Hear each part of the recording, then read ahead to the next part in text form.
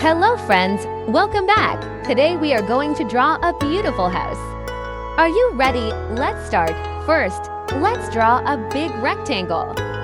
This will be the main wall of our house. Nice and straight lines.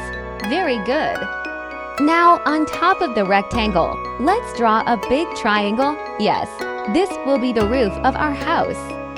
Wow, it already looks like a real house. Every house needs a door, right? Let's draw a small rectangle in the middle. Great job! Now let's add two windows, one on the left side and one on the right side. Windows make the house bright and sunny. What about a chimney? Let's draw a small rectangle on top of the roof. Perfect! Smoke can come out from here when it's cold outside.